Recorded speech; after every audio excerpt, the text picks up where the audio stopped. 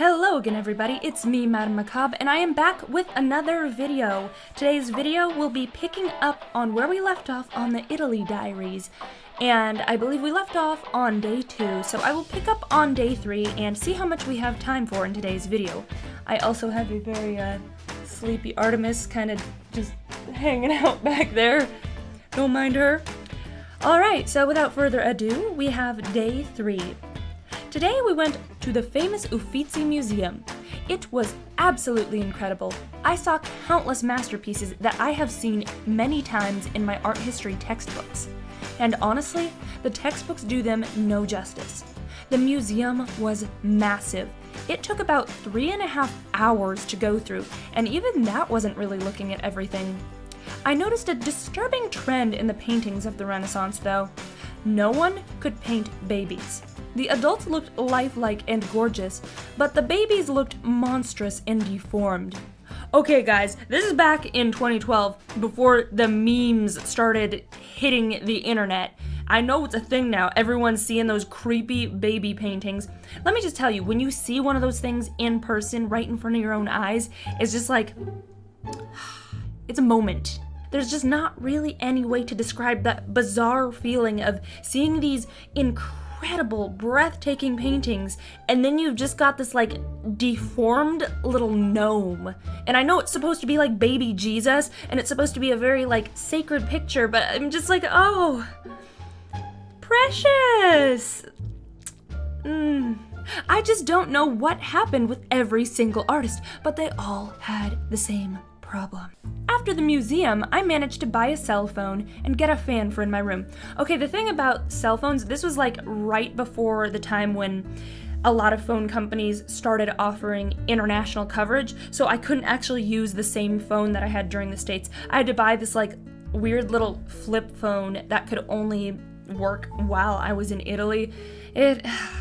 Things have gotten so much simpler now. When I go back in March, it's gonna be amazing because I can just call my cell phone provider and get a plan for in Europe. I don't have to buy a new phone. I don't have to mess with chips to insert in it. It'll be all golden and it'll be great.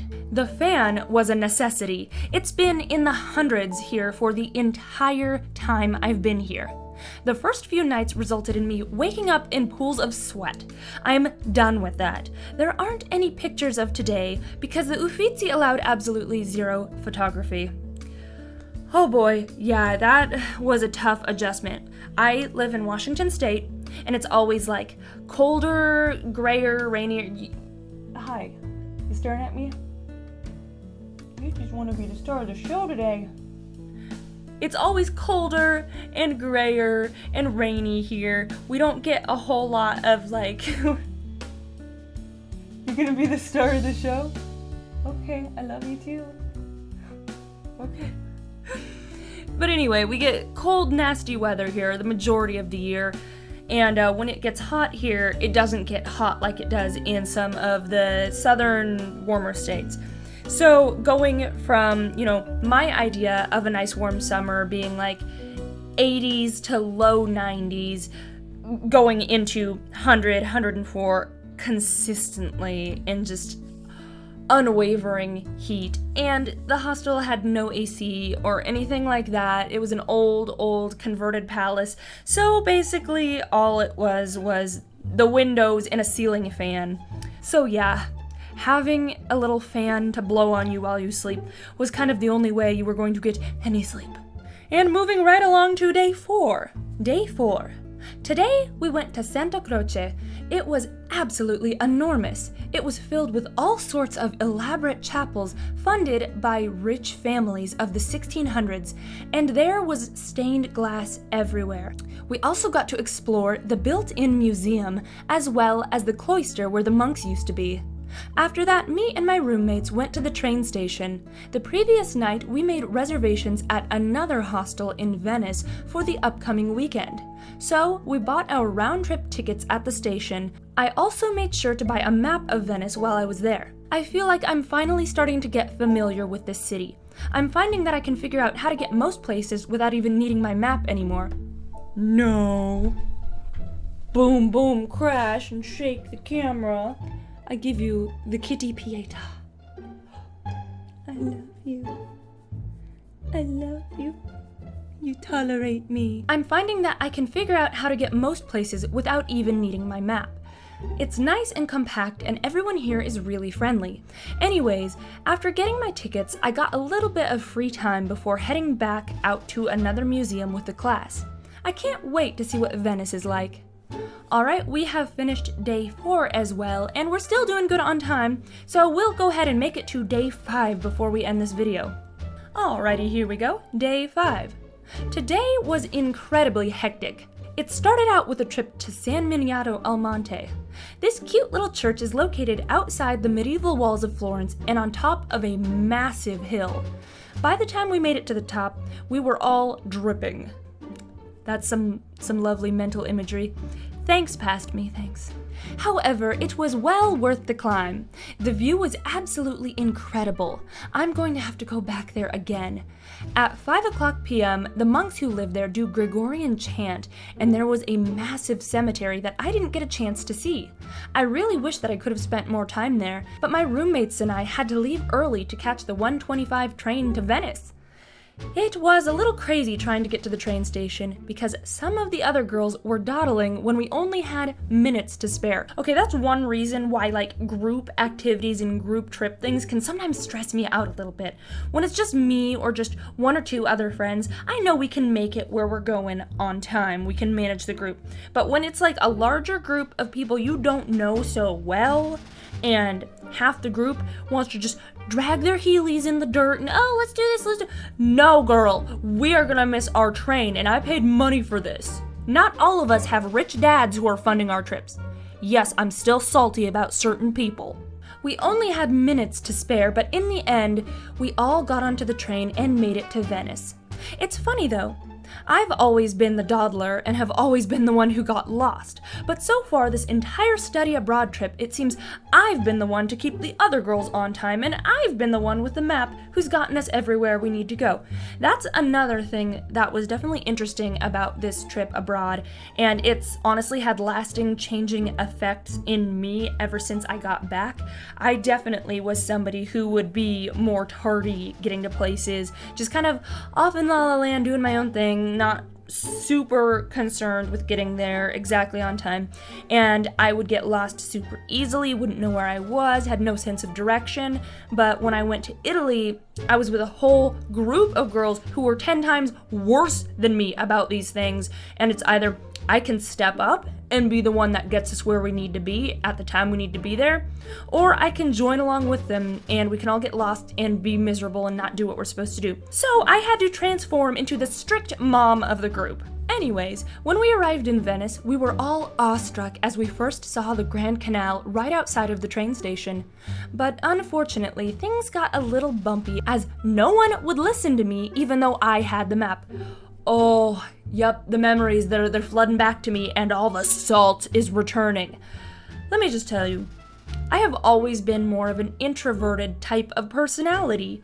I don't open up to strangers very easily, and it takes me more time to start trusting people and meeting new people.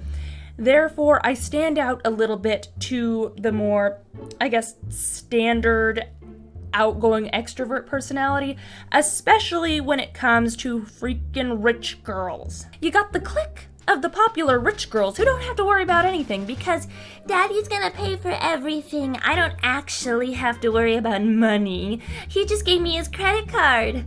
Then me over here adding to my student loan that I'm paying my way through school entirely by myself. So because of this, when I spend my hard-earned money on tickets for certain activities and things, I want to actually make it to said activities and things, because for me, it is throwing my own personal money in the trash if we screw around and don't make it where we're supposed to.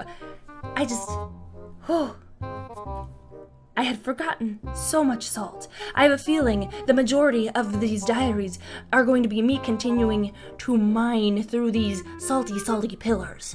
Okay, so I actually wrote their names in here, so I'm gonna just shorten them to a letter, we'll say. Basically, Jay has an iPhone with GPS, so the rest of the girls wanted to follow that. Well, normally I'd agree, however, the satellites didn't seem to realize that the city floats, so it kept sending us in the wrong direction or over water with no bridge in sight. After getting on the wrong water bus twice and going about half a mile in the wrong direction, the girls finally decided to listen to me. It took a while to make up the lost ground, but following my instructions like they should have from the beginning, we made it safely to the hostel and checked into our room. After that stressful journey, we decided to try a small local restaurant recommended by the man at the front desk. Anyways, the restaurant was a little on the pricey side, but the atmosphere more than made up for it. Oh, and by the way, once again picking up my mom responsibilities, I had to crack everybody's lobsters tonight. M and J both went back and forth trying desperately to crack theirs open to no avail. Weird considering they were both diamond-encrusted binky kind of rich kids. But, maybe they never had to do the work of, breaking through the shell themselves. Maybe they had a servant do it for them. Wouldn't be surprised. It baffled me how much of a hard time they were having with it, since I was able to easily crack them open on my first try. Or they were just weak, tiny babies. Dinner lasted for quite a while. Here in Italy, things are super laid back and meals can take quite a bit longer than they usually do in the States. After leaving the restaurant, we decided to check if any shops were still open. When we made our way into a cute little boutique that was having a huge sale, where I got a €40 dress for €12 as my first real souvenir. I still have that dress, it's super cute and it was handmade. And I hear Artemis off screen. Stop digging in my fabric supplies, you little beast. She's got a knack for burrowing. She'll climb under blankets and just burrow around like a little bug. Speak of the devil. Burrow bug. Boop. Timber. Oh, there goes the... Okay. We then passed by a bar with some really funny waiters who kept trying to hit on us with really bad broken English pickup lines. Yeah, I'll give them an A for effort, even if execution failed. But they were really friendly, so we went in and found that they had Bellini. We all tried it and it was really good. Okay, interesting thing, I guess Venice is the birthplace of Bellini, which, if you don't know, is a sparkling peach wine and it is bomb. Oh my gosh, if you haven't tried it, if you are... whatever your country's drinking age is the good stuff. And if you're not old enough, I'm pretty sure there are some companies that make a non-alcoholic version, and it is good too. From there, we found our way back to the hostel, and now I'm about to sign off and go to bed. Alright, well, that looks like a good place to end. Don't you think about jumping on there. Yeah, stinker. That seems like a good place to end the episode for today. Anyway, I hope you guys enjoyed today's Italy Diaries episode. It's really interesting reliving this stuff because I genuinely, I have not read this since 2012. So it's bizarre, it's going through all these old memories, and it's also bringing up some old salt and bitterness in certain occasions. But it's fun, it's all good, it's memories now.